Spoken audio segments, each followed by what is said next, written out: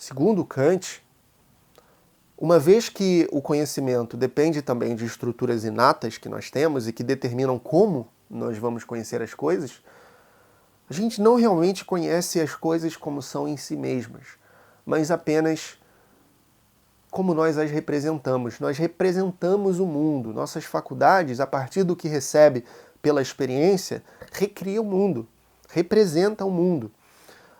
Tem a faculdade da sensibilidade, que vai receber essas informações, e a faculdade do entendimento, que vai ler essas informações de modo a gerar o conhecimento que nós podemos gerar, segundo os moldes que nós podemos gerar.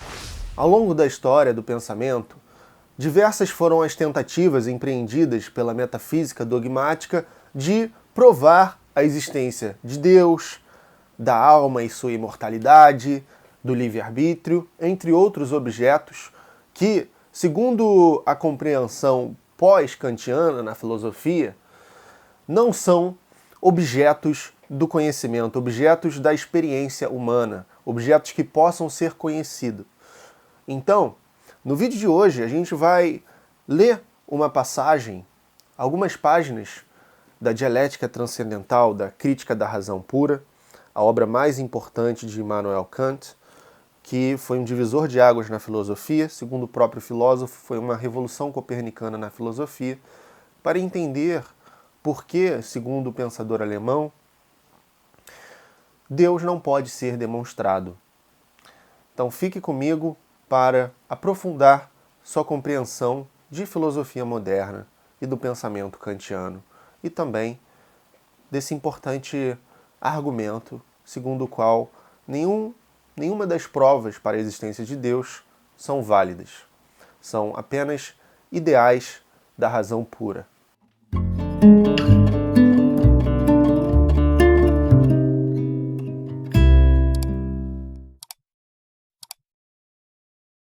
Bom, a gente precisa começar essa aula nos perguntando como é que se dá o conhecimento em Kant. O conhecimento depende da experiência sensível, como diziam os empiristas, mas não apenas dela. Nós também temos estruturas inatas. E é na junção dessas duas coisas, do que a gente recebe da experiência, da sensibilidade, com as nossas faculdades mentais, a nossa capacidade de produzir conhecimento a partir do que a gente recebe, que o conhecimento é gerado. Kant fala sobre a existência do juízo sintético a priori. Sintético justamente porque depende da experiência, é uma síntese com o que vem de fora, e a priori se diferencia de a posteriori. A posteriori é que parte dos efeitos no mundo, das coisas observadas pela experiência, e a priori é algo que você já pode saber sem isso. Somente com o uso da razão você pode saber e detectar que esse dado possui universalidade e necessidade, ou seja, é necessariamente assim e todo mundo vai concordar com isso. Um exemplo: 2 mais 2 é igual a 4. Você sabe disso a priori, apenas com o uso da razão. Você não precisa da experiência, juntar duas pedrinhas com duas outras pedrinhas para descobrir que é 4. Não. Ok? Então, para o Kant é assim que funciona o conhecimento. E assim, ele inaugura uma vertente de pensamento, digamos assim, que é o criticismo, que busca fazer uma resolução do conflito, né? Do embate, da querela filosófica entre os empiristas e os racionalistas. Racionalistas como Descartes, Leibniz, Wolff, e empiristas como Locke, David Hume, que a gente fala muito, que era o debate que vinha acontecendo no tempo do Kant. E foi o próprio Hume que o despertou de seu sonho dogmático racionalista, que fez ele perceber a importância do hábito, da observação das regularidades para a formação de nossas ideias sobre o mundo. Tá? E como é que a gente chega, portanto, nessas questões como Deus, alma, imortalidade, ao longo da história do pensamento, lá nos gregos, em Platão, Aristóteles, na patrística, na escolástica, sobretudo, com Tomás de Aquino e outros pensadores. A metafísica dogmática buscou assegurar a existência de transcendentais, de ideias que para Kant não foram adequadamente asseguradas, mas representam tão somente ideais da razão pura que acabam funcionando como reguladores de nossas vidas. Então, agora nós vamos ler o terceiro capítulo da Dialética Transcendental, na Crítica da Razão Pura, que se chama O Ideal da Razão Pura. Nós vamos ler apenas a sexta seção, para também o vídeo não ficar muito longo, na qual Kant vai atacar a prova, o argumento físico-teológico para a existência de Deus, também conhecido como argumento teleológico. Se você quiser, a quinta via de Tomás de Aquino. Se você puder e tiver acesso à Crítica da Razão Pura, leia também a seção 4 e 5, em que ele vai atacar as outras provas, a prova ontológica e a prova cosmológica. Ok? Então vamos ler essa seção inteira do Kant aqui comigo. Se você está gostando dessa aula, se já está te acrescentando, deixa a sua curtida e considere se tornar um membro para apoiar o canal. Vamos lá então. Sexta seção, da impossibilidade da prova físico-teológica. Se, pois, nem o conceito de coisas em geral, nem a experiência de alguma existência em geral podem proporcionar o que é exigido, resta ainda um meio. Verificar se uma determinada experiência, uma, portanto, que envolve as coisas deste mundo presente, sua constituição e ordem, não poderia fornecer uma demonstração que pudesse ajudar-nos a atingir seguramente a convicção na existência de um ser supremo. A esta prova nós denominaríamos físico-teológica. Se também ela for impossível, então em parte alguma é possível uma prova satisfatória, a partir da mera razão especulativa para a existência de um ser que correspondesse à nossa ideia transcendental. Percebe-se logo, a partir de todas as observações anteriores, que se pode esperar um resultado inteiramente fácil e conciso para essa investigação. Pois como poderia ser dada uma experiência que fosse adequada a uma ideia? Nisso reside justamente o que é próprio a esta última, que nenhuma experiência poderia jamais concordar com ela. A ideia transcendental de um ser originário, necessário e todo suficiente, é tão espantosamente grande, tão elevada acima de tudo que é empírico e condicionado, que por um lado na experiência nunca se reunirá material suficiente para preencher tal conceito. E por outro lado sempre se tateará em volta do condicionado para procurar em vão pelo incondicionado, para o qual nenhuma lei da síntese empírica nos dá um exemplo ou a mínima orientação. Então o que todos esses teólogos fizeram ao longo de séculos, Anselmo, Boécio, Tomás de Aquino, Agostinho, foi buscar o incondicionado a partir do condicionado. Eu sou limitado, eu sou contingente, deve ter um ilimitado. Eu fui causado, deve ter uma causa primeira. As coisas são causadas, deve ter uma causa primeira, e essa causa tem que ser autoexistente, todo-poderosa, etc. Mas Kant está dizendo aqui que isso não é suficiente como conhecimento. Isso não é prova satisfatória. O que isso é meramente uma ideia da razão. E olha só essa citação que é importante, que ele começa no próximo parágrafo. Se o Ser Supremo estivesse nessa cadeia das condições, ele próprio seria um membro da série, e exatamente como os membros inferiores dos quais é pressuposto, exigiria novas investigações em busca de seu mais elevado fundamento. Se, ao contrário, quisermos nos desvincular dessa cadeia, e como seres meramente inteligíveis, não nos incluirmos na série das causas naturais, qual será, então, a ponte que a razão poderá construir para chegarmos a isso? Se todas as leis da passagem dos efeitos às causas, e mesmo toda a síntese e ampliação do nosso conhecimento em geral, estão assentadas somente na experiência possível, portanto apenas nos objetos do mundo sensível, e somente em relação a eles podem ter um significado. Então, para o Kant, o que a gente pode conhecer, que é a pergunta fundamental dessa obra, é aquilo que diz respeito à experiência possível no mundo sensível. Se um objeto especulado transcende a experiência sensível, ele não é um objeto de conhecimento e não pode ser provado nem refutado. Mas não pode ser provado. E é isso que ele fala a respeito de Deus. Continuando.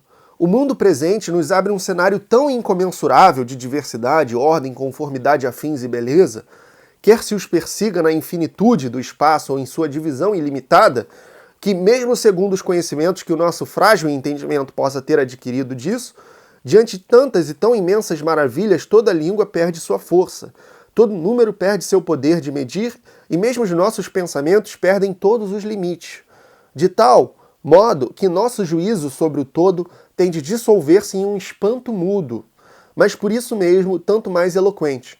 Em toda parte nós vemos surgir uma cadeia de efeitos e causas, de fins e meios, irregularidade no surgir ou desaparecer. E como nada entrou por si mesmo no estado em que se encontra, tudo aponta sempre para uma outra coisa como sua causa, a qual, por seu turno, torna necessário recolocar exatamente a mesma pergunta, de modo que o todo completo, dessa forma, tende a afundar no abismo do nada, a menos que se suponha algo originário por si mesma e subsistente, de maneira independente, que, fora dessa contingência infinita, desse sustentação a ela, e, como a causa de sua origem, também lhe assegurasse a continuação. Quão grande se deve representar essa causa suprema, em relação a todas as outras coisas do mundo?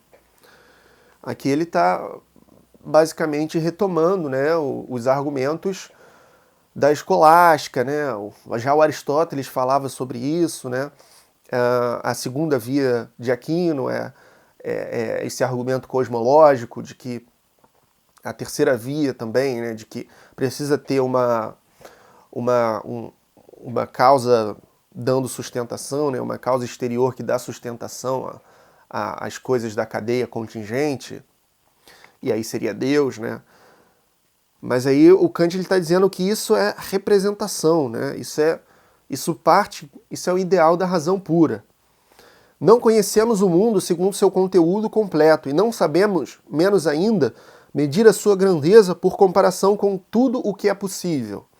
O que nos impede, porém, uma vez que necessitamos de um ser extremo e supremo em vista de causalidade, de colocá-lo acima de todos os demais seres possíveis no que diz respeito ao grau de perfeição. Aí já é a quarta via de Aquino, né? Já é aquele argumento da gradação. Existem coisas perfeitas, existem coisas boas, existe um máximo de bondade, né? As coisas têm graus maiores ou menores de bondade e Deus teria o grau máximo. E assim com relação aos outros transcendentais, né? Mas não prova, né? Que é assim, sequer prova que os transcendentais existem. Que o que os escolásticos conhecem como transcendentais existe. Trata-se de algo que podemos realizar com facilidade, ainda que apenas através do frágil contorno de um conceito abstrato, se nos representamos nele, enquanto substância única, toda a perfeição possível reunida. Então você parte do condicionado e projeta o incondicionado. Mas é uma projeção. Um conceito que atende bem à exigência de nossa razão quanto à economia de princípios, que nele mesmo não incorre em qualquer contradição e que, através da orientação oferecida por tal ideia, em termos de ordem e conformidade afins, adequa-se até mesmo à extensão do uso da razão no interior da experiência, sem ser nunca, todavia, decisivamente contrário a uma experiência. Essa prova merece sempre um tratamento cuidadoso. Ela é a mais antiga, a mais clara e a mais conforme à razão humana comum. Ela dá vida ao estudo da natureza, do mesmo modo como obtém desta a sua própria existência. E, assim, recebe uma força sempre renovada. Ela coloca fins e propósitos onde a nossa observação jamais os teria descoberto e estende os nossos conhecimentos da natureza através do fio condutor de uma peculiar unidade, cujo princípio está fora da natureza. Estes conhecimentos retroagem, contudo, sobre sua própria causa, qual seja a ideia que os ocasionou, e aumentam assim até o ponto de uma convicção irresistível a fé em um Criador Supremo. Querer subtrair algo ao prestígio dessa prova, portanto, seria não apenas frustrante, mas inteiramente vão. A razão, que é constantemente levada por tão poderosas demonstrações, as quais, embora empíricas, vicejam em seus domínios, não pode ser reprimida pelas dúvidas de uma especulação sutil e vaga, ao ponto de não poder arrancar-se de uma indecisão sofística, como se de um sonho, através do olhar que lança as maravilhas da natureza e a majestade da construção do mundo, e assim elevar-se de grandeza em grandeza até a mais elevada grandeza, e do condicionado à condição até o supremo e incondicionado Criador. Mesmo que não tenhamos, contudo, nada a objetar contra a racionalidade e a utilidade desse procedimento, mas devamos antes recomendá-lo e estimulá-lo, não podemos, por isso, justificar as pretensões desse tipo de prova quanto a possuir certeza apodítica e uma aprovação que prescindisse de qualquer favor ou apoio alheio. E não é em nada prejudicial à boa causa que a linguagem dogmática de um sofista insolente seja rebaixada ao tom de sobriedade e modéstia de uma fé que é suficiente para tranquilizar, ainda que não para ordenar uma submissão incondicional. Eu afirmo, pois, que a prova físico-teológica jamais poderia demonstrar sozinha a existência de um ser supremo, mas teria de confiar a tarefa de suprir essa carência ontológica, a que ela serve apenas como introdução, a qual, portanto, conteria o único argumento possível, se é que existe uma prova especulativa, a que nenhuma razão poderia esquivar-se. Então a prova físico-teológica é que parte dos efeitos para buscar a causa inicial, né? É que observa o mundo, olha, o mundo é ordenado, o mundo parece ter sido projetado para nos receber, e cada coisa está em seu lugar, os astros, o planeta Terra, o oxigênio, está tudo funcionando num equilíbrio que demonstra ordenação, beleza e sofisticação, que só pode ter sido obra de um arquiteto, um artífice. Mas aí o Kant está dizendo que essa prova não é suficiente, né? E ela deve ser... O que os teólogos vão fazer é dizer que ela deve ser unida às demais. Mas o Kant vai, no fim, concluir que nenhuma delas é suficiente. E ele fala, inclusive, que essa prova teleológica ou físico-teológica, como você preferir chamar, é uma prova ontológica disfarçada. Um argumento ontológico disfarçado, porque ele funciona por analogia com a experiência humana. A gente cria projetos. Eu criei um livro. Esse livro é tão dotado de ordenação e beleza que só pode ter sido obra de um criador. Aí a pessoa olha para o...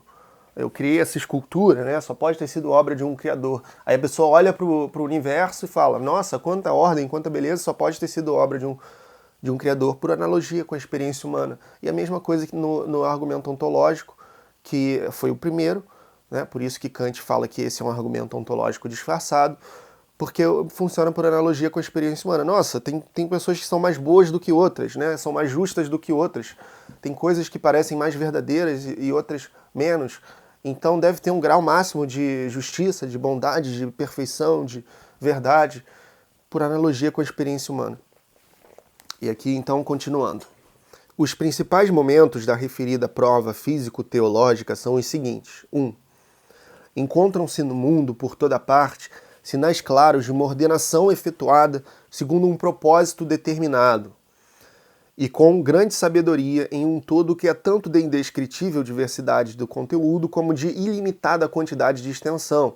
Essa ordenação, conforme afins, é inteiramente estranha às coisas do mundo e só lhe pertence contingentemente, isto é, a natureza das diversas coisas não poderia concordar por si mesma, através de tão variados meios de unificação, com determinados propósitos finais, a não ser que elas fossem escolhidas e dispostas justamente para isso através de um princípio racional ordenador, segundo ideias servindo como fundamentos. 3. Logo, existe uma causa sublime e sábia, ou várias, que tem de ser a causa do mundo não apenas através da fecundidade, como natureza onipotente operando cegamente, mas através da liberdade como inteligência. 4. A sua unidade pode ser inferida, com certeza, até onde alcança a nossa observação, a partir da unidade da relação recíproca das partes do mundo, como membros de uma construção artificial, e além disso como probabilidade segundo todos os princípios da analogia. Não vamos querelar aqui com a razão natural sobre sua inferência, pela qual, a partir da analogia de alguns produtos da natureza com aquilo que a arte humana produz quando age violentamente com a natureza, forçando-a a proceder não segundo seus fins, mas a incluir-se nos nossos, a partir da semelhança daqueles com casas, navios, relógios, ela infere que justamente tal causalidade, qual seja o entendimento e a vontade, serviria de fundamento à natureza da medida, na medida em que essa mesma razão natural deriva de uma outra arte sobre-humana, a possibilidade interna da natureza que atua livremente. Ainda que esse modo de inferir pudesse, talvez, não resistir a uma crítica transcendental mais acurada, é preciso admitir que, se acaso tivéssemos de nomear uma causa, não poderíamos proceder com mais segurança do que seguindo a analogia com semelhantes criações conhecidas. A razão não poderia assumir a responsabilidade perante si mesma caso quisesse passar da causalidade que conhece a fundamentos de explicação obscuros e incomparáveis e incomprováveis. Segundo essa inferência, a conformidade a fins e a harmonia de tantos produtos da natureza teriam de provar tão somente a contingência da forma, mas não da matéria, isso é, da substância no mundo. Pois para isto seria ainda exigido que se pudesse provar que as coisas seriam em si mesmas inapropriadas a semelhante ordem e concordância segundo leis universais, a menos que fossem, mesmo no que diz respeito à sua substância, o produto de uma sabedoria suprema. Algo para que, no entanto, seriam exigidas demonstrações inteiramente distintas daquela da analogia com a arte humana. A prova poderia, no máximo, portanto, demonstrar um arquiteto do mundo que estaria sempre muito limitado pela qualidade do material com que trabalha, mas não um criador do mundo, a cuja ideia estaria todo submetido. Essa passagem aqui é muito importante. A cuja ideia estaria tudo submetido. Isso está longe de ser suficiente para o grande propósito que se tem em vista, a saber, o de provar um ser originário todo suficiente. Se quiséssemos provar a contingência da própria matéria, teríamos de buscar refúgio em um argumento transcendental, que é o que, todavia, tivemos aqui de evitar. A inferência parte, portanto, da ordem e conformidade a fins tão universalmente observadas no mundo como um arranjo completamente contingente, e chega à existência de uma causa proporcional a isso. O conceito dessa causa, no entanto, tem de dar-nos a conhecer algo dela que seja inteiramente determinado, não podendo ser outro, portanto, senão um conceito de um ser que, como um ser todo suficiente, possui todo poder, sabedoria, etc., ou, em uma palavra, toda a perfeição. Pois os predicados de um poder e de uma excelência muito grandes, espantosos, incomensuráveis, não nos dão nenhum conceito determinado e não nos dizem absolutamente nada sobre o que a coisa seja em si mesma, mas são meras representações relacionais do objeto que o observador do mundo compara consigo mesmo e com sua capacidade de compreensão, e que acabam por adquirir um valor igualmente grandioso, quer se engrandeça o objeto, quer se diminua o sujeito observador na relação com ele. Segundo Kant, uma vez que o conhecimento depende também de estruturas inatas que nós temos e que determinam como nós vamos conhecer as coisas, a gente não realmente conhece as coisas como são em si mesmas, mas apenas como nós as representamos. Nós representamos o mundo. Nossas faculdades, a partir do que recebe pela experiência, recria o mundo, representa o mundo. Tem a faculdade da sensibilidade, que vai receber essas informações, e a faculdade do entendimento, que vai ler essas informações de modo a gerar o conhecimento que nós podemos gerar, segundo os moldes que nós podemos gerar. Quando se trata da grandeza, da perfeição de uma coisa em geral, não há nenhum conceito determinado além daquele que compreende toda a perfeição possível e no qual só é completamente determinado o todo, omnitudo da realidade. Agora, eu não esperarei que alguém se arrogue a capacidade de compreender a relação entre a grandeza do mundo por ele observada, no que concerne tanto à extensão como ao conteúdo, e a onipotência, entre a ordem do mundo e a sabedoria suprema, entre a unidade do mundo e a unidade absoluta do Criador, etc. A físico-teologia não pode, pois, fornecer um conceito determinado da causa suprema do mundo, nem, portanto, ser suficiente para um princípio da teologia que, por seu turno, deveria constituir a base da religião. O passo para a totalidade absoluta é inteiramente impossível através do caminho empírico. É o que se faz, no entanto, na prova físico-teológica. Você parte da empiria, da observação da aparência de unidade, de projeto, de sofisticação e de beleza no mundo, para chegar na totalidade absoluta. É o que se faz, no entanto, na prova físico-teológica. Que meio se pode adotar, então, para atravessar um abismo tão grande? Ele pergunta, já que nenhum desses é válido. Depois que se chegou à admiração com a grandeza da sabedoria do Criador originário, com o seu poder, etc., e não se pode ir além disso, abandona-se de vez esse argumento, desenvolvido com demonstrações empíricas, e passa-se à contingência do mundo, inferida desde o princípio de sua ordem e de sua conformidade a fins. Dessa contingência, e apenas dela, passa-se então, por meio de conceitos meramente transcendentais, a existência de um absolutamente necessário. E do conceito da necessidade absoluta da primeira causa, passa-se ao conceito completamente determinado ou determinante desse absolutamente necessário, qual seja o conceito de uma realidade que abarca tudo. Muita atenção agora. Assim, a prova físico-teológica ficou presa em sua empreitada, deste embaraço saltou de repente para a prova cosmológica e, como esta era somente uma prova ontológica disfarçada, só cumpriu o seu propósito, de fato, através da razão pura, muito embora quisesse a princípio negar toda afinidade com esta e pretendesse basear tudo em provas evidentes extraídas da experiência. Então o que ele está falando é que essas provas parecem se basear na experiência, mas no fundo elas estão sendo fiéis, tendo como respaldo, né, tendo como base a prova ontológica, no final das contas, que busca chegar no condicionado, no incondicionado, a partir do condicionado, e que é da razão pura, que é a priori, que não é baseado na experiência nenhuma. Os físicos teólogos não têm qualquer razão, portanto, para agir tão desrespeitosamente com um tipo transcendental de prova, nem para olhá-la de cima para baixo com tanto desdém, como estudantes clarividentes da natureza olhando para uma teia tecida por obscuros especuladores. Pois se eles simplesmente examinassem a si mesmos, verificariam que, depois de percorrer um bom trecho no solo da natureza e da experiência, e continuar a ver igualmente longe o objeto que parece aparecer-lhes perante a razão, deixam subitamente esse solo e passam ao reino das meras possibilidades, onde esperam aproximar-se nas asas das ideias, daquilo que lhes escapou em toda a investigação empírica. Depois de finalmente julgar, após tão poderoso salto, estar novamente em solo firme, eles estendem então o conceito, agora determinado, a cuja posse chegaram sem saber como, para além de todo o campo da criação, elucidando através da experiência, ainda que de maneira bastante pobre e muito abaixo da dignidade de seu objeto, o ideal que era tão somente um produto da razão pura. Sem querer admitir, contudo, que chegaram a esse conhecimento ou pressuposição por um caminho inteiramente distinto daquele da experiência. Assim, a prova físico-teológica tem por fundamento a cosmológica e esta, por seu turno, a prova ontológica da existência de um ser propriamente originário como ser supremo. E como além desses três caminhos não há nenhum outro aberto à razão especulativa, então a prova ontológica por meros conceitos puros da razão é única possível, se é que é possível provar uma proposição que se eleva tão acima de tudo, de todo o uso empírico do entendimento. E ele diz que não é, né?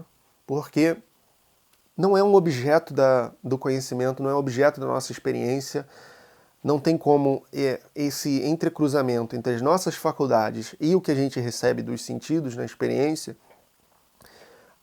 ser capaz de provar algo que transcende. Deus está no tempo? Não. Deus está no espaço? Não.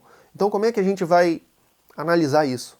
O Kant, depois, na Crítica da Razão Prática, fala sobre um argumento moral, quando ele trata da metafísica dos costumes, na fundamentação, na Crítica da Razão Prática.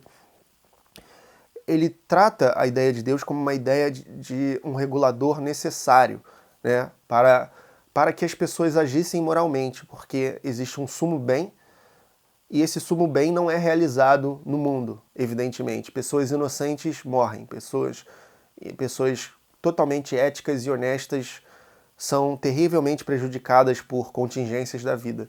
Então, para essa pessoa gozar da recompensa do seu bem-agir com eticidade, isso precisaria ocorrer em um outro mundo. em um paraíso, em uma outra coisa, em que o summum bonum, esse sumo bem, fosse realizado. Então o Kant, ele, depois dele rejeitar todos esses argumentos para Deus, ele acaba formulando um outro, mas sem endossar teologicamente esse argumento como uma prova para a existência de Deus. Ele está tratando de Deus ali como uma ideia reguladora da razão prática, tá? E que eu vou deixar para comentar em outro vídeo, isso foi só para vocês não acharem que eu estou ignorando isso. E no meu livro também, Porque Não Creio, que deve sair em março, eu abordo o argumento moral, tá? Então, para concluir essa aula, vamos ler uma passagem de um comentador, um dos mais importantes comentadores do Kant, que é o Ref. Ó, colegas ateus, para vocês não dizerem que eu estou tentando puxar o Kant para o ateísmo. Não fiz nada disso. Olha só o que o Ref vai dizer aqui, e eu totalmente assino embaixo do que ele está falando, ó. Kant não só rejeita a teologia especulativa, ele se mantém afastado com igual rigor de um ateísmo especulativo, que pretende demonstrar a não existência de Deus. A tese de Kant não diz que Deus não existe, mas que Deus se opõe a uma objetivização. Para qualquer fala objetivante, ele é o totalmente outro, mas precisamente em termos teóricos não se pode dizer nada sobre Deus. Espero que você tenha aprendido muito com esse vídeo, compartilhe, comente sua opinião, tire suas dúvidas. E de agora em diante, sempre que você vê um vídeo de alguém falando que tem um argumento que prova a existência de Deus, que é irrefutável, você já sabe que essa pessoa não estudou adequadamente a filosofia moderna e, sobretudo, a filosofia kantiana, porque desde então esses argumentos não são mais dados como provas suficientes para esses tais objetos como Deus, alma, livre-arbítrio, que nós não podemos de fato investigar na nossa experiência, porque eles não pertencem ao espaço e ao tempo. Muito obrigado e até o próximo vídeo.